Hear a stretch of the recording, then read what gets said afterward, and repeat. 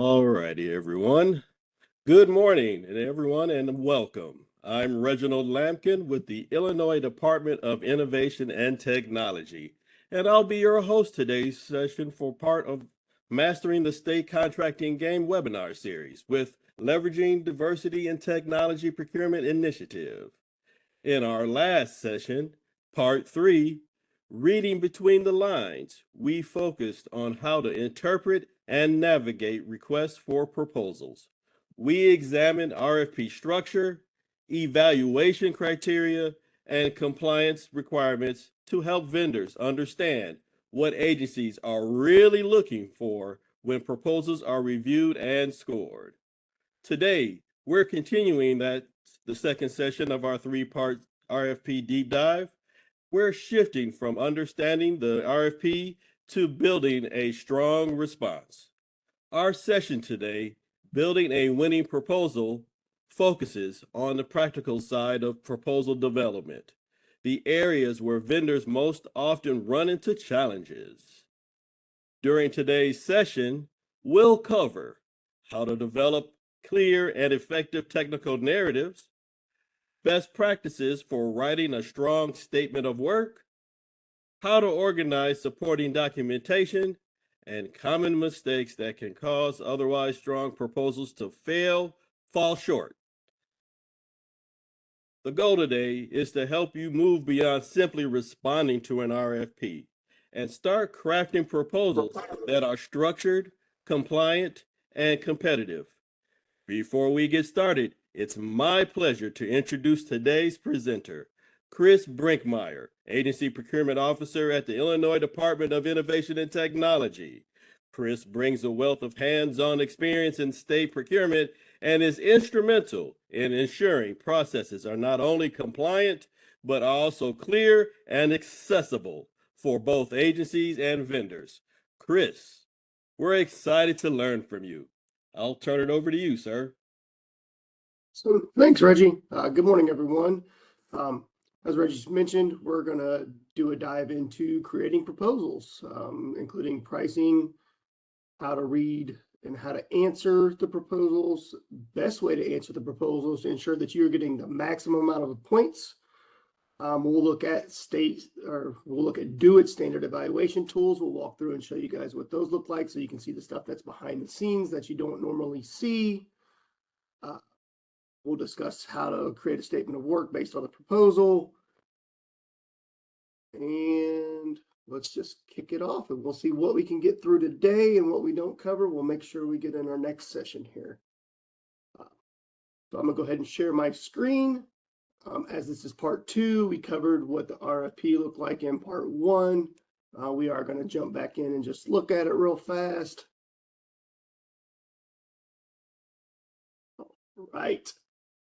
So we covered all these items in session 1, the scope of work, the schedule, reminder that the schedules are tentative, especially when we're talking about the answering of questions because it's based on the number of questions we get. We went through the current conditions. Zoom in a little bit.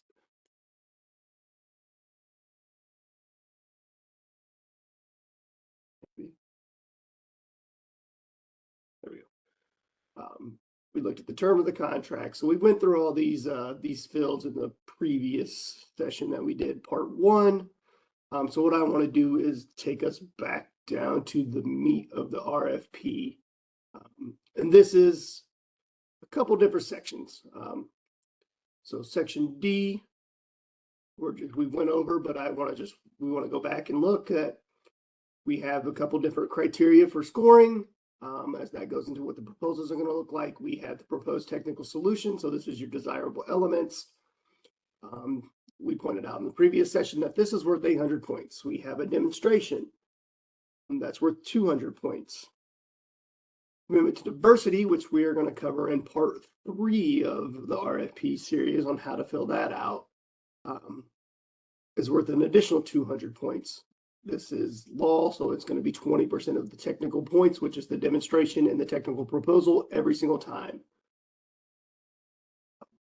And then we kind of looked at last time minimum required score. So in this RFP that we fakely crafted, Top 3 offerers who score a minimum of 70% of the points.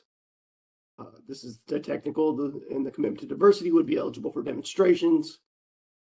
If only 2 offerers scored 70, only those would go to demonstrations. If no offer scores to 70, the state reserved the right to move all 3 offerers on, or top 3 offerers on. Important to note what those minimums are when we're crafting our proposals, because if you don't craft a strong technical proposal, you're not going to get to the demonstrations. And sometimes they will limit, they being a state agency, will limit the score after demonstrations and require a minimum to open pricing. So on this one, I went ahead and said that everyone that makes it into demonstrations would be eligible for pricing. But this could also say that only vendors that receive 70% of all 3 scores make it eligible for pricing, or maybe it's 80%. So there could be a second limitation on those minimum scores. And it's important when you're writing your proposal to remember that.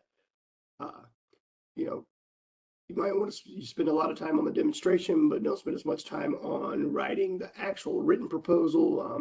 You may never get to show that demonstration. So it's important to think about what those minimums look like and where those cutoffs are at the beginning as you're crafting your proposal. We went back further into, so price, the number of price points is 240 points. That's usually some percentage of the technical and commitment to diversity and the demonstration. 240 points on this one, set at 20% of pricing. Pricing shouldn't really exceed 35% of those technical and demonstration points in an RFP. If it does, it negates the RFP, the desirable criteria. So maximum available points here was 1,440, which we covered last time. So we're just going to go on. Last time we covered quickly over the mandatory requirements. So these are requirements, contract requirements that are going to go in the contract. If you cannot meet these requirements, then you're going to be ineligible to even move on to having your proposal evaluated. So contract requirements are not negotiable. So we have contract requirements here. We had 15, 16 of those. And then we get into the stuff where we need to start crafting our proposal. So we got mandatory requirements with evidence. So what these are, these things are items that you have to be eligible to have your technical proposal evaluated. But the state is asking for some type of evidence to show that you can truly meet these. So this is step 1, right? First, step 1, or step 2, I would say. Step 1 is to ensure that you can meet all the contract requirements before you continue to craft your proposal. Step 2 is to ensure that you can meet the mandatory requirements with evidence. So those are the 2 steps where I would begin crafting a proposal. So back to our squirrel wrangling database that we've been using as an example throughout all our webinar series this year. I crafted a proposal for our wonderful database. So I think we've used Joe's Car Wash before. So Joe's Car Wash is going to bid on this squirrel wrangling database joint purchase master contract. There's some important things to put on here, and you'll notice we'll touch on them again when we get into requirements. It's great, have a great cover page. That's fine. Make sure you're identifying which RFP you're bidding on, so that way all the paperwork's easily tieable back to which one. Give us your basic information. Joe's Car Wash LLC, your address. Here's the important part. Make sure that we have proposal contacts. And I would always give at least 2 proposal contacts. If there's questions throughout the process that the state needs answered, maybe we're doing a BAFA, or maybe we need a clarification on something. We need to make sure that we can have access to those contacts. So if one person's off work and you guys miss a clarification, you risk not getting your proposal evaluated correctly. So always give a good contact and plus a backup contact at the minimum. These would also be the contacts that we would reach out to if you were to make it to demonstrations. We'll touch on this in the RFP, but the RFP says we'll reach out to everyone that makes the minimum. We'll send an email giving 2 weeks to set up that demonstration. So if we don't have a good contact and you get that with 3 days left, there's not much we can do. because you didn't provide a good contact. So make sure you ensure that you have good contacts and more than one. It's quick to have a good intro. So we're talking, Joe's Car Wash is excited to submit this proposal to the state. Here's what we're bidding on. What do we do in this proposal? We answer each of the state's criteria in the same order requested by the state. This is something I want to really touch on. This is one of the biggest problems I see in proposals, and we're going to keep harping on it as we go down this list. Some proposals are 75 to 100 pages. So if you don't do a very good job of breaking out what each of those things in your proposal are answering, you're putting all the onus on the evaluators to absolutely ensure that they don't miss a single thing in that proposal. They will do their absolute best to make sure they don't, but by not doing a good job of laying out what you're answering, you risk something being missed that could be important or could be detrimental to your score. So it's very important to me for you guys to answer in the same manner that we write the RFP, and I'll show you what I mean. So this vendor says each answer is labeled with the applicable question. Each answer is squeaky clean, so they're trying to be funny. We're not being cheeky. And there's Joe trying to catch a squirrel. Show that he has real life experience. Step one, as we discussed, contract requirements. This isn't necessary in a proposal, but I think it's a good thing for you guys to throw in there as a vendor community. Joe's Car Wash has read the contract requirements, F1.1 through F.1.16, and agrees to them. That gives the state just a quick reference that, hey, we saw the contract requirements, we're aware of what they are, and we know that we can meet them. And then we get to section 2, the mandatories with evidence. So I'm going to open the RFP back up real fast. Oops, if I open the right document up. So section 2, mandatory with evidence.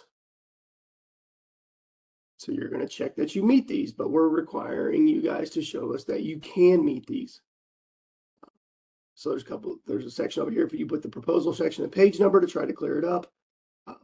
You can still see issues with that if you don't label each question nice and cleanly, because again, you could be forcing someone to go through an entire page of text to find this one answer.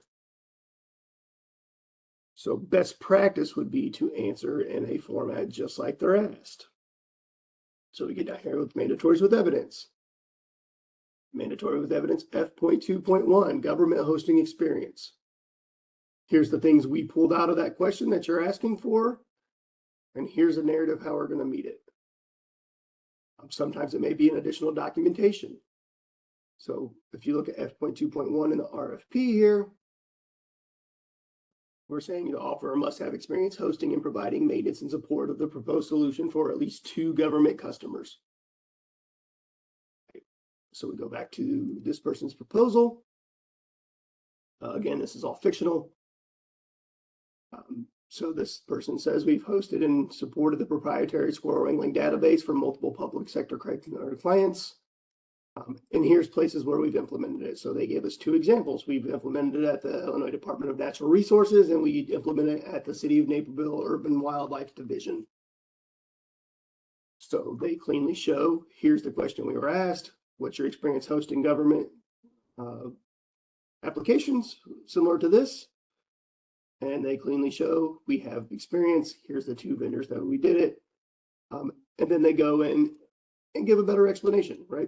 So Joe's Car Wash has proven that they have experience. The team delivered an enterprise deployment to IDNR covering statewide tracking, nut inventory, blah, blah, blah, across 87 different park districts, and a cloud-hosted solution for Naperville's wildlife division with real-time incident reporting.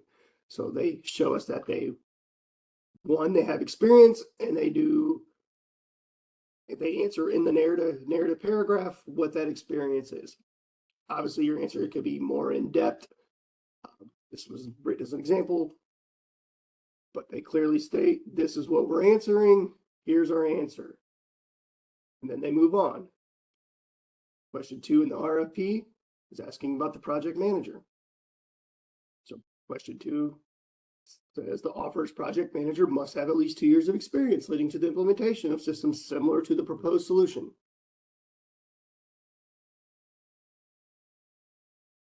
So the answer in paragraph, or let's go to the right page.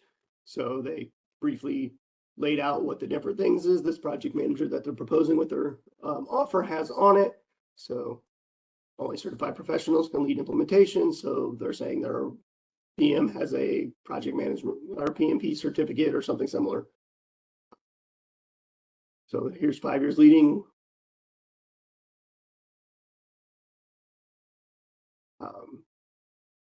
So then we get bullet points. We got 5 years leading animal adjacent. We have managed SWDS rollouts for IDNR municipal clients. They give a quick narrative of what they have, and then they attached a resume of their project manager. How they're ensuring that all criteria are met. We won't go through every one of these, but as you can see, question F.2.3 asks for a high-level work plan. So they specifically add a high-level work plan. They give a narrative for the high-level work plan. We state that it must be able to work with the state's OCTA system, which is our multi-factor identification system, authentication system. So they state this can integrate with OCTA. This is the protocol supported. Here's the capabilities. Says it has to have an audit trail. There's a bunch of other questions about audit when we actually get down into the desirables, but this is just making sure that that system does have an audit trail, and then we'll score based on the quality of the audit trail later on. Question 6 asked about any open source software. So if you had any open source software, we want it disclosed. So they disclosed what open source software they had. These are all made up versions and everything. So here's the version numbers. So they did a good job of saying, here's what we are asking, or here's what you're asking for, and here's how we're going to answer it. Let's stop because I'm sharing for just 1 second because I saw a question and I want to make sure I address in line so it makes sense.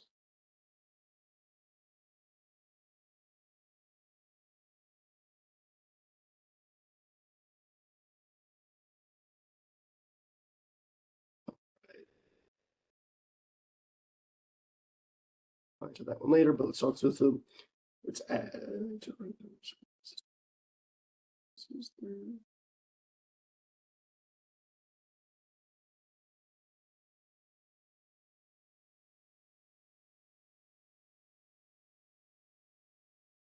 Cool. I will answer that one as we go. I'm going to reshare my screen. The question was, is there a place in the next RFP template out there that we could possibly include something for vendors to make a checkbox on, yeah, they agree to the requirements or something similar. So some state agencies will do that.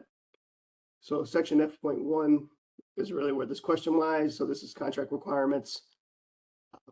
Older versions of the RFP template used to have a checkbox that said yes or no, met or not met. State agencies can still add that box back if they want to. It's not a mandatory that the state agencies do it. I do agree it's probably good practice to add it back. Just that way the vendors can check that they ensure each of those things are met the same as they do in section F.2. All right, then we get down to the scoreable criteria in this RFP.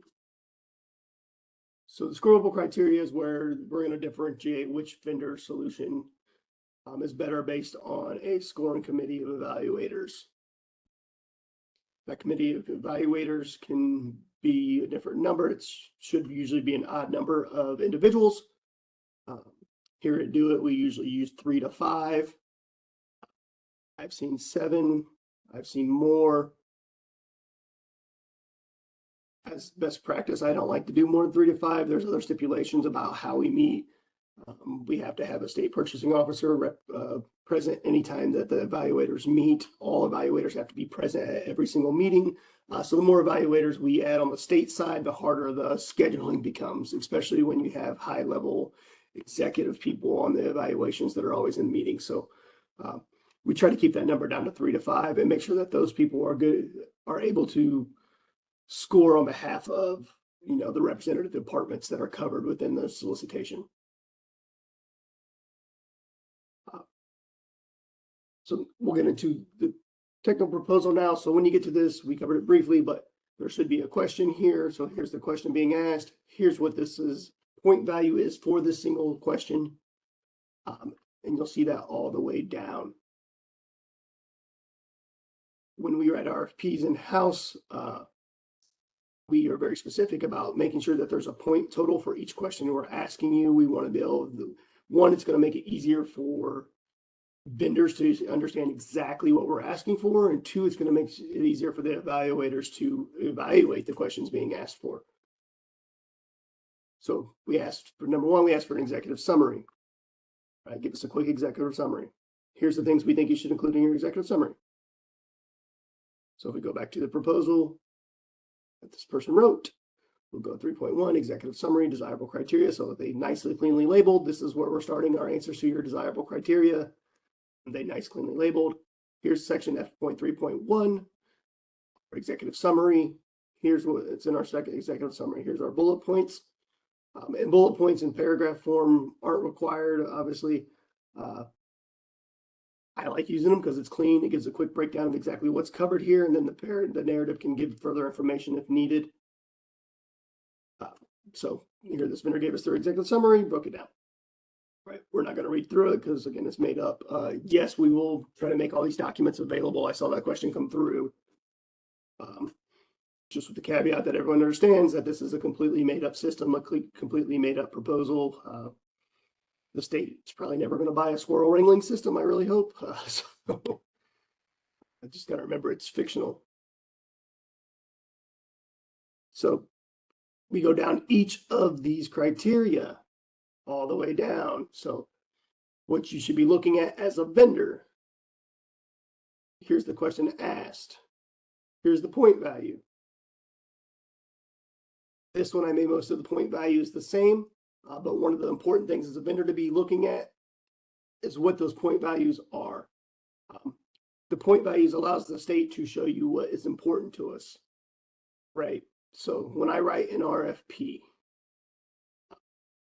I pull the requirements together. We work with the end users, the agencies, whoever's my subject matter experts.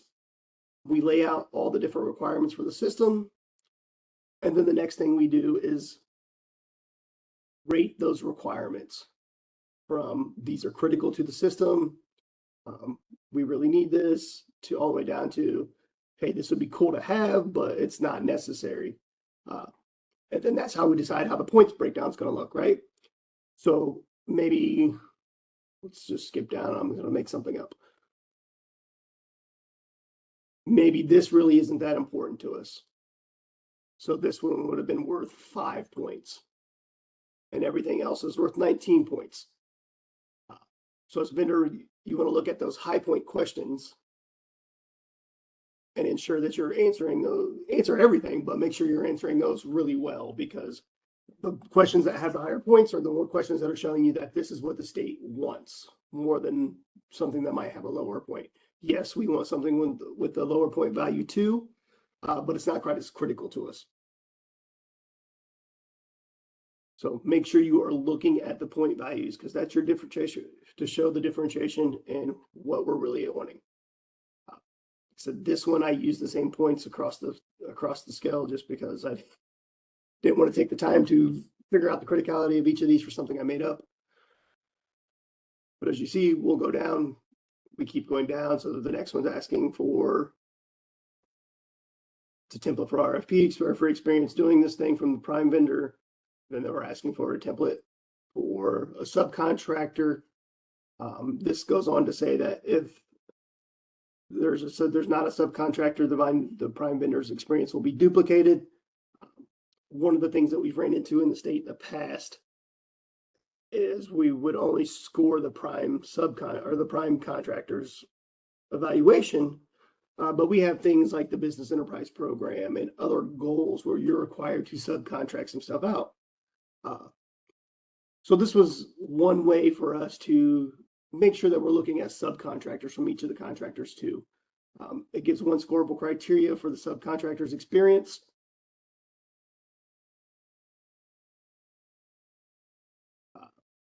And then if there is no subcontractor, maybe you're fulfilling all of it. You get to use your experience duplicated just to make sure that we are still having a fair, transparent, and level playing field. So this goes down. It goes down from F.3.4 all the way down to 42, I believe, off my head with Ethan's question broke down. This is how I like to write questions. I like to tell us what we want, and then I like to give you an example of what we want you to answer. This example is not necessarily all inclusive of what you should answer, but there are points that are important that you should touch on. So we get all the way down to F.42. That would be the last one. We come in here to the proposal. We'll see that the vendor for each of these questions did the same thing. They broke it down to here's what I'm answering. Here's the quick and dirty bullet points, and then here's the narrative paragraph after each one. So now when the evaluator, and we'll pull up evaluation sheets in a second, the evaluator can go in and say, okay, well, I need to score number F.3.4. Great. He'll pull his evaluation sheet up, which we'll look at here in a few. He'll have it up on one screen. He'll have your proposal up on the other screen, or her. They can read through your answer. They can read through the question on their evaluation sheet, and they can quickly and easily see how you're going to meet that thing. If it's not laid out cleanly like this, you're expecting the evaluator to hunt through multiple pages to find different things. We're all human. There's always the possibility of human error. So, like I said, the evaluators do a really good job of not missing things. But the harder it is for them to find it, the more risk as a vendor you have in losing points. So it's always best practice to make sure that you answer in line. And if you have to duplicate answers because maybe they touch on multiple, maybe F.3 and F.5 have some duplication in their answers, make the duplication, right? Again, the easier and more clean you make it for someone that's evaluating a proposal to read it and be able to answer the evaluation, the better off you are. You're more likely to see a better score if they can easily find the answer to every question and don't have to go back and look.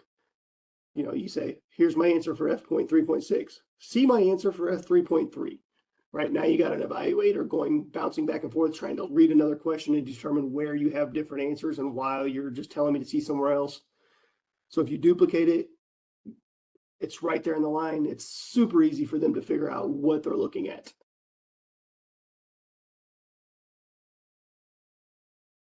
So we'll get down. They finish their evaluator. They finish their thing. They get to the last question. They fill out any additional attachments that may have been asked for. And so let's go back and look in the RFP real fast.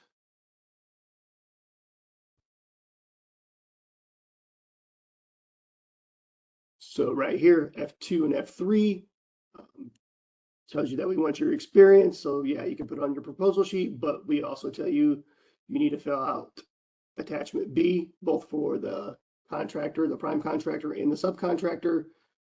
So an attachment B, if I were to open it up,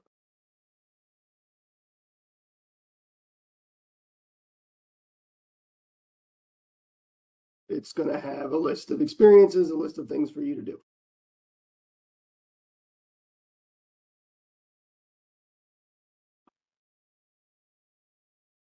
And that's another good important point that I probably should have brought up previously. Always check for attachments. You'll see there's several references to attachments throughout an RFP usually. We try to keep them to the minimum.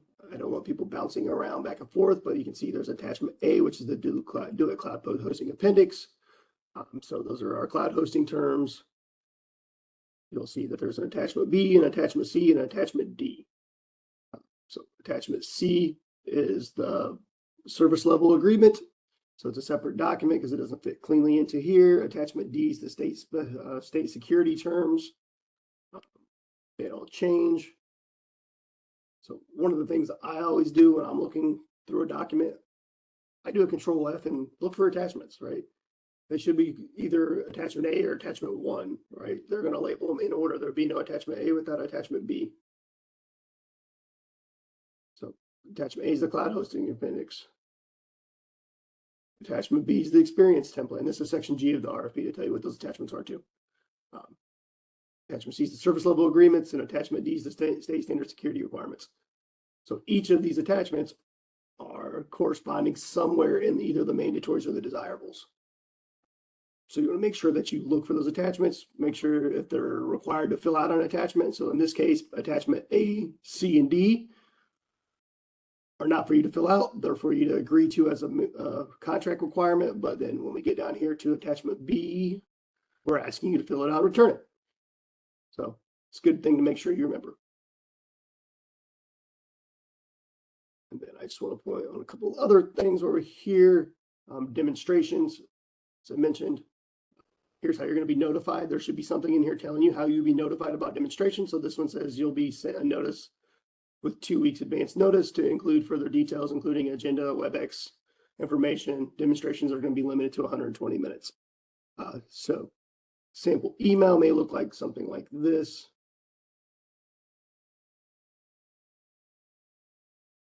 So state sends an email. You've made the cut to make it a demonstration. So on behalf of the state, we're going to invite you to conduct a live demonstration for your proposed solution. The purpose of this demonstration is to outline key functional and technical capabilities. Sometimes some agencies will reiterate what those things are in the demonstration. Sometimes they won't. Different agencies handle some of this stuff differently. So sometimes they'll say, we'll give you a few dates and say, here's your options for demonstrations, pick one. Other times the state's going to prescribe a date and time. Just depends on the agency, depends on how they run their shop. But each agency should have some kind of notification letting you know that you made it to demonstrations. We're just going to finish up a couple things in here before we bounce over to the system. So section F.6 is your pricing. So this is going to tell you where to enter your pricing. Do you enter it into the BidBuy system? Is there an additional price worksheet that you're expected to submit? Sometimes there's both. Sometimes there's a price worksheet for you to figure out your calculation. So a lot of times we'll say, here's your price workbook. It'll roll up into what we want you to enter into BidBuy. Only the items in BidBuy will actually be scored. So it's important to read how the state's going to actually look at your pricing. So this one, for example, we're only looking at the pricing that you enter in BidBuy. There is no additional price workbook for you to figure out. I like to keep it clean and as simple as possible and try to keep the amount of documents we're requiring you to submit to a minimum. There's some reminders in here. Make sure if you do submit something with pricing on it, that you check the box saying this thing has pricing on it. We'll see what that looks like in the system in a second. But if you do not, that's going to get you disqualified. If the pricing is unlocked at the time of your proposal, that's a disqualification. Other important things look in here. Is there invoice requirements? Is there a payment schedule? So like this one, I made a payment schedule based on project initiation, design and development, data migration, training, system development, and acceptance, go live, and post-implementation review. So this is the milestones where you would submit an invoice for payment. Right above here tells you how to submit the invoice for payment. So after acceptance of each of these things, you have to submit an invoice within 30 days. So it's important to look in there just to make sure that you understand when payments are going to be accepted. Other things to look for are economic adjustment clauses. So this contract states for all hosting and applicable programs are going to be priced in BidBuy. For hourly rates, renewal costs, we're going to follow an economic adjustment clause, which is down here in this section. So all that says is it's going to follow the CPI index for all urban consumers. And it shows you the equation for it. So it's important to look at how agencies are going to allow you to do price increases over time to make sure that if they're not giving you a way to do price increases in time, make sure that you cover everything you need on the front end. Or if there is a way to do price increases in time, make sure you understand what that is and make sure that your pricing is going to work for how they're going to do those price increases. And then we get back to section G that we already looked at. All right, great. So we have this RFP. We wrote this proposal now. We wrote a proposal. Now we need to go into the system. So I'm going into our train environment. It'll look slightly different for you, but When we get to the quote screen, it'll look the same. So I'm just getting to the quote screen. That way, so when you're entering a quote, this is what it's going to look like, right? I'm a vendor. I want to create a new quote. You won't have the other button. So you'll create a quote. So who's creating the quote? Yours will fill out for you directly. I got to search since I'm with the state. So I'm just going to look for who we're submitting this quote for Joe's Car Wash. So that's who we're going to be. So Joe's Car Wash is submitting this quote. Delivery days, we're talking about a system, so nothing big there. Yours will automatically fill your receive date in, but since I'm doing this from the other side, I have to fill the receive date in. So we're going to say it's 10:36 a.m. on the 15th. What this date is to ensure that you are not past the due date. So we're filling this date in. Great. Save it. Then we get into the important part. So we got a validation error. That's fine. That's something we're going to have to fix as we go down. It's going to come all the way up until we click on it. So the next important tab is the items tab. This is where you will enter your pricing at, since we said all pricing is going to be in BidBuy.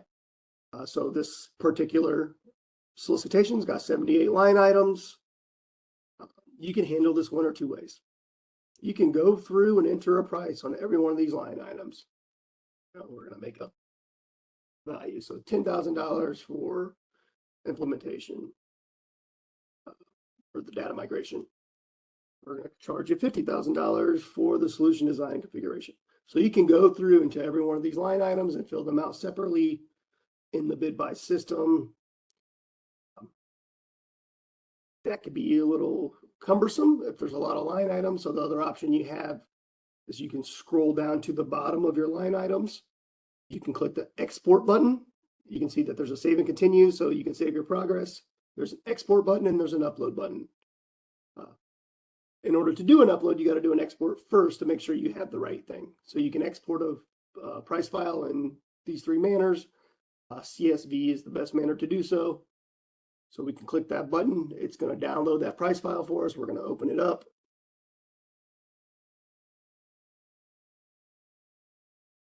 Okay, we got a price file.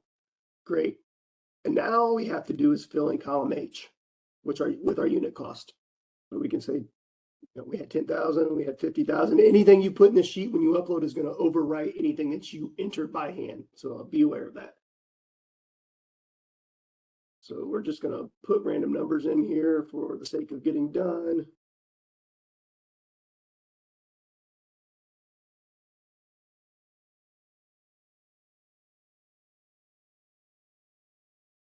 The quote. We're just going to copy and paste just so we have numbers. See how they work. The way this pricing was broke out was by years. We'll go back to the line items and look at it. You can also expand the column here in the description so you can see what those numbers are. So we're looking at one-time cost for implementation, and then we're looking at year one cost, year two cost, year three cost, year four cost, year five cost. And then we're looking at renewal costs, lines year 6 and 7, 8 and 9, and then year 10. And then we have some hourly rates at the bottom. So just make sure you're filling in all the lines if there's a cost.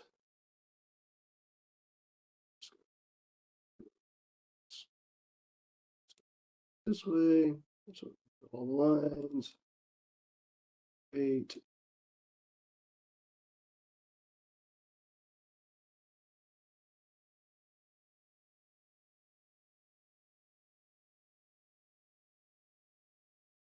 And then these bottom lines are hourly rates. So this is if we needed something ad hoc done later, it would make sure that we have a contractual relationship in order to do so. So then we have hourly rates. So great, we save this. You guys did all your bids. We're saying we're going to bid on everything. You got to save this to your desktop somehow or to somewhere in your computer. Just going to save mine right in the downloads folder.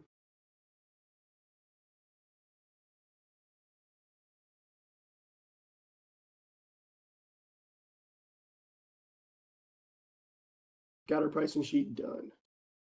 Come back in here, click the upload button now that you have your export. It's telling me I didn't save those two pricings that I put in by hand. I don't care because I'm going to enter the sheet.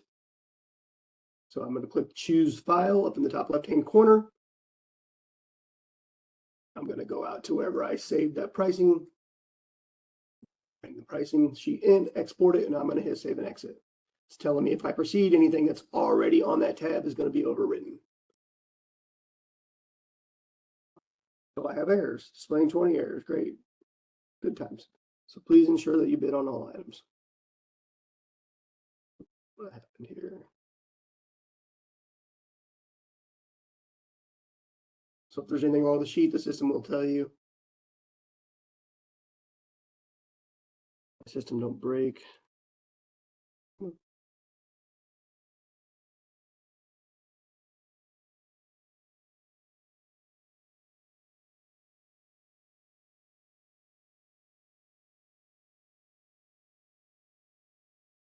So it's telling you all these line items are set to no bid, but you put a cost in on your sheet. As soon as my computer comes back up, we'll address.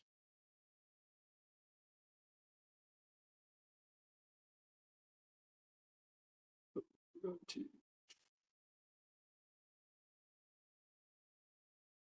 we go. All right, my computer did not like that.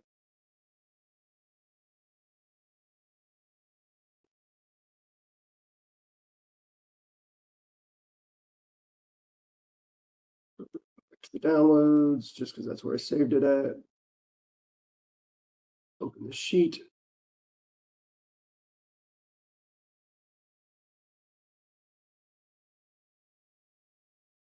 And then here's your error column. It's because everything says no bid, yes.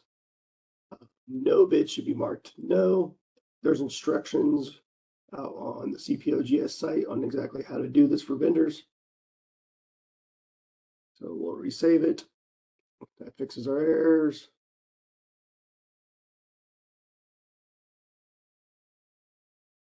Import it.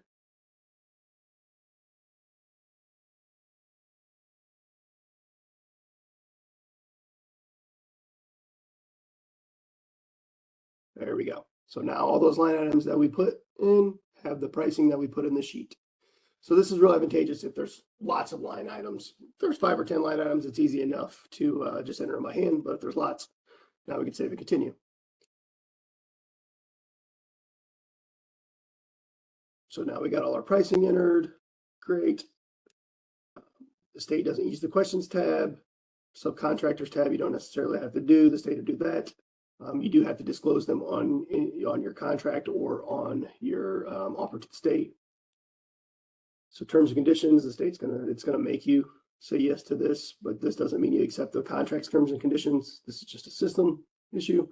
Attachments. This is where we get important. So on the solicitation, as we showed last time, there was required upload. So you cannot submit your quote until you submit something for each of these documents. So you click on the document, it's going to allow you to choose the file. So I went out and made some fake files for these things earlier. There's prior webinars that show how to do these things. So this first one's vendor disclosures. So I need to fill out vendor disclosures. I need to upload those, save and exit. Cannot have any dashes in your files. That's always fun. You can't have dashes, you can't have parentheses in your files. Can't have commas in your files. So to give you an error if you have any of those things. So the joys of working within the system, I have to come back, delete the apostrophe that I had in there. Save it.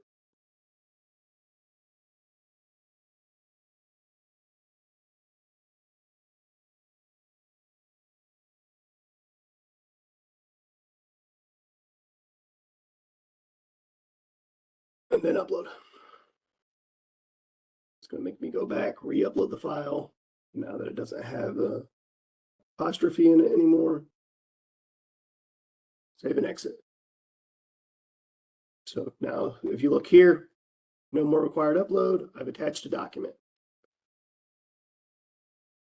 The offer, like I made a fake one of these, but we'll just And then here's one of the caveats to pay attention to. The system does not make sure you're uploading the right file. It makes sure you upload a file. So if you fail to upload a mandatory file, it's still going to be on you, and there's still the risk of disqualification.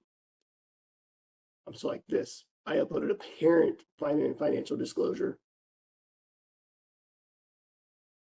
And I'm not going to use that one because it's got an apostrophe in it. But so if you upload the long document, it's going to let you. So if I re-upload the same document that I already loaded once, it's going to let me upload it, and it's going to tell me that I uploaded something for the offer.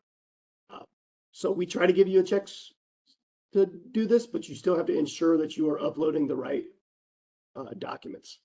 So technical response, we're going to upload that. Just go through and upload each one of these.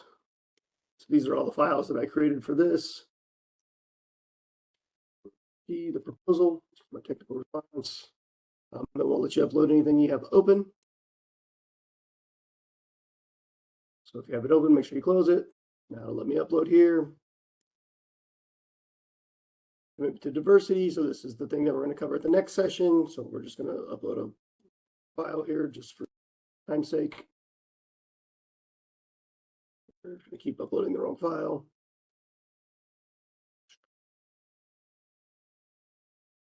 This is your U plan. So there was a BEP goal in the solicitation. You must fill out your U plan. Your U plan must be accurate and complete. There was a YouTube video on the old U plan. Please be aware that there is a new version of the U plan that must be utilized, version 26.1. You can find that on CEI website. It's the Commission on Equity and Inclusion.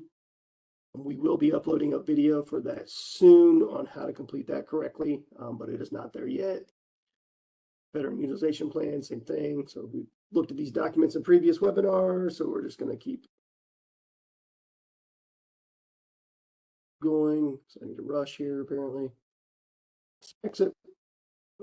You click off of it once and click it again, it automatically deletes your file. So sometimes. Veteran U plan, we're going to save and exit. All right, and then experience template. So this was attachment B. So we made a attachment here to make sure that you uploaded the experience template. So attachment B was required. All right. Now it shows all the documents that you uploaded. This is so you can go back and view and make sure that you uploaded the correct document. So I would always go back and make sure that I uploaded the correct document. And it's showing that you have no more required uploads. I always save and continue just so I feel better about it, just in case I have to redo everything. Preference, there's nothing for you to put there, and there's nothing for you to put in reminders. So once you're all done, you'll go to the summary tab and submit your quote. Now Joe's has submitted a quote. Nothing else for you to do at this time. So now the state's going to get it. We're going to get to the bid opening date. Once we get to the bid opening date, we'll open the bid. It'll show us everyone that submitted proposals. What it will not show us is pricing, right? So the state is not allowed to open pricing until the demonstrations, and the commitment to diversity evaluations are done. That way pricing is not taken into account until everything else is completed. So when we look at it, we're seeing blanks here. This is why you have to mark your pricing documents as pricing documents, because if we can see them, there's a good chance you're disqualified. Same if you put anything in the alternate description. The pricing lock box does not lock the alternate description of the line item. So if you put a price in the alternate description, you risk getting disqualified there too. So at this point, the state can see all these things. Can't see pricing, but if we go to quotes, we click on a quote, we can see everything submitted by this vendor. So this vendor submitted the disclosures, we submitted the offer, we submitted the technical response, so all these things. So the first thing the state's going to do is run through and do a responsiveness review. What this means is we're going to ensure that you have all the appropriate registrations that we covered in a previous session. We're going to ensure that you said yes, you're going to meet the mandatories, and you're not taking any. You can meet the contract requirements. Once we find out that's all done, we submit the BEP utilization plan to the Commission on Equity and Inclusion. Currently, That process is changing, but right now it's going to them. And they tell us if your BE utilization plan is responsive. So did you meet your BEP goals? Once we have all that back and the answer is yes to all those things, we move on to evaluations. There would be an evaluation committee. That committee is figured out before the solicitation ever goes out. So we'll just look at a couple of the documents so you guys can see the back end of things that you don't usually see.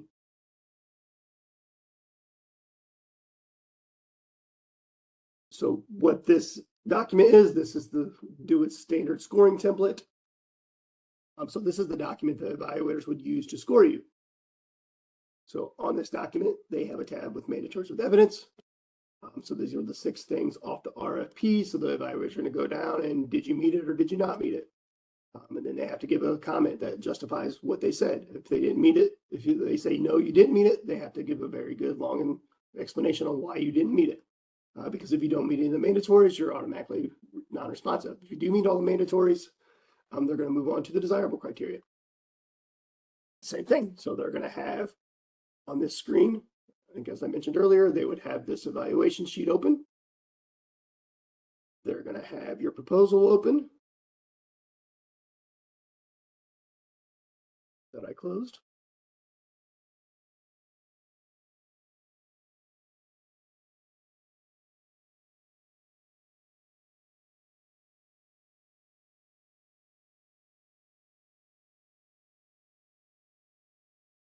And this is why I said it's important to answer in line. So they got both these things open, most likely on different screens usually. They're going to come down here. They're going to scroll and they're going to see where your answer to section F.3.1 is.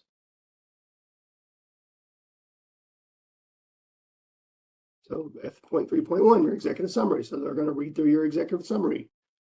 They're going to come over here. Here's the question directly as it was written in the RFP document that went out to the public. And they're going to read through this and they're going to score you on how well your answer meets the question criteria. At Do It, we don't use a numeric system. We use a quality rating system. I find that there's less outliers using a quality rating system. It does tie into a mathematical equation on the back end. But let's see, the max score of this question is 19. Here's their here's the different values that they can select. The reason this works better is I might think 50% average. Reggie could be my second evaluator and he thinks 50% is failing. Right. But if we're looking at words and we both say this is average, it's most likely we're going to answer the same question. So this takes your max score. There's an equation on the back end. So this proposal is going to get 9.5 points because average is worth 50% of the points. And then they would do this for each of the questions, right? They're going to go all the way down. This one was perfect. It exceeded all expectations in the world. It got full points.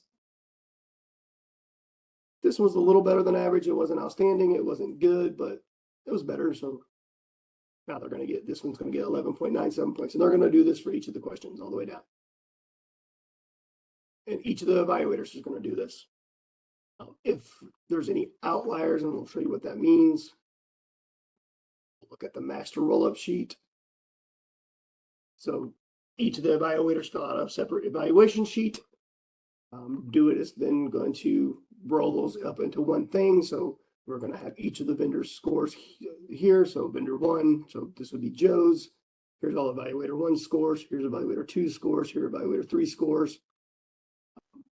The master roll-up sheet for us automatically figures out what an outlier is. So if someone scores it really low and someone scores it really high, the sheet will tell us that we need to go back and look at those scores. We need to have a meeting and discuss them because someone missed something. So what it does is figure out standard deviations.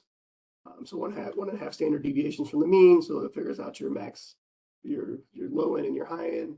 So your low threshold's 5.06, your high end's 9. It won't exceed 19. It won't exceed that. So it'll move that. And then anything that's outside of that, we also use human. Yeah, human judgment. Like this one, because the scores are so far spread apart, it doesn't necessarily fall off the standard deviation, but we would still look at that one just because it's so far out of the norm. So that's done for each of the vendors. There's a meeting head where we discuss only the ones that are outside have outliers.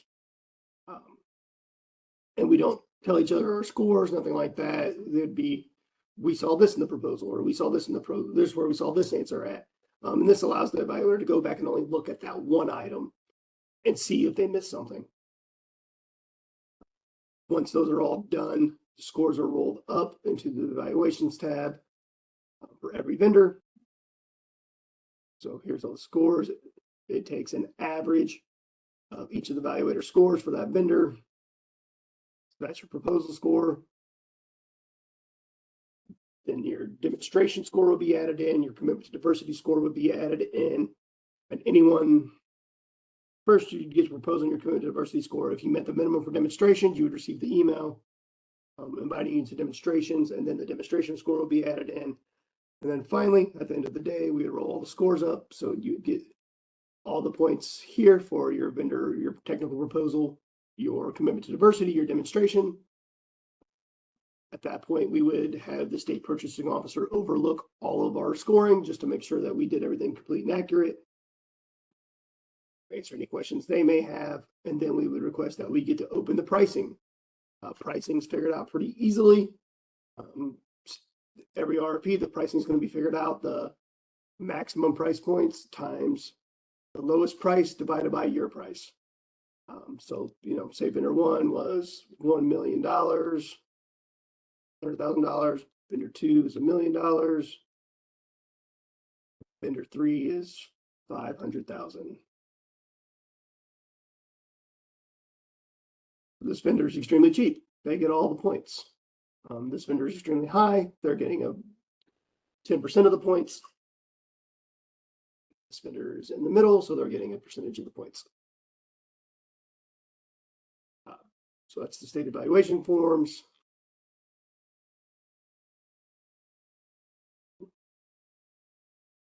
Once all that is figured out, we come to the highest scored vendor. The state may request a best and final offer.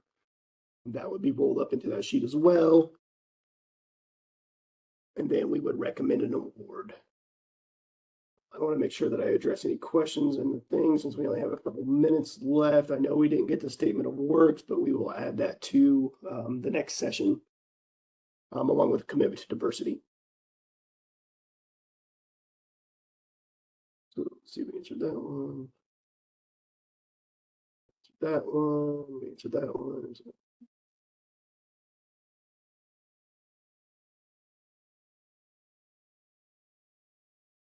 Someone asked if the bullets and the paragraphs redundant when writing a proposal.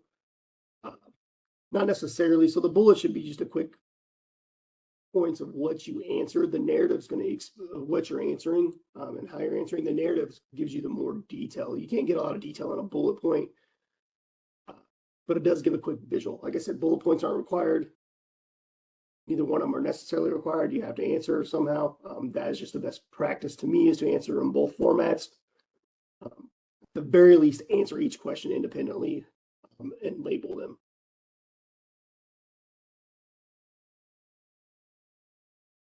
Do you recommend that the titling, the requirement response section paragraph number is response? Honestly, as long as you label it with the same labeling format used in the RFP, you're going to be good to go. You know, if it's F3.3 and you label yours F3.3, it gives a very clear connection between the two things, and you're more likely to make sure nothing on your answer is missed. G covered that, covered that. All right, looks like we covered all the questions. I know we didn't get to scope of works. Is there any questions I can answer on what we did cover? And we will add statement of works to the next session.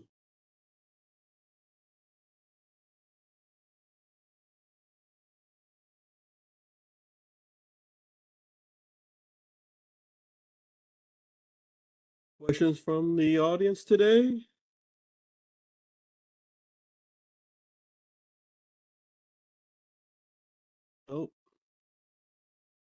Seeing that there are no questions, I'm going to allow you guys to continue on with your day. Thank you, Chris, for sharing your expertise and walking us through today's session. The insights you provided will go a long way in helping vendors better understand how to navigate the procurement process and avoid common pitfalls. As we continue the Mastering the State Contracting Game series, we're shifting into another critical area of state contracting: commitment to diversity. Part 3, Commitment to Diversity, will take place May 13th, 2026 from 10 to 11 a.m. Central Time.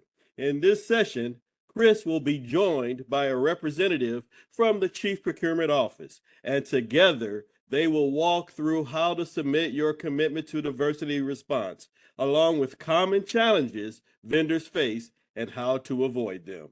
Looking ahead, we'll close out the series with our final session, Part 4, Price Proposals, Questions, and the Post-Submission Process, on June 17th from 10 to 11 a.m. Central Time. This session will focus on financial and administrative proposal requirements, including cost developments, handling amendments, responding to clarifications, questions, and effectively using BidBuy for post-submission monitoring and potential negotiations. Important note: if you originally registered for the full webinar series, please be sure to go back and register specifically for our final session on June 17th, as registration is required to attend. Be on the lookout. Registration for both sessions will be shared shortly. I'm Reginald Lampkin, and on behalf of the Illinois Department of Innovation and Technology's Office of Supplier Diversity and the IT Procurement Office, thank you for joining us today for your continued participation in the series. We're looking forward to seeing you in Part 3 and again as we wrap up the series in June. Have a powerful and productive day. Take care, everybody.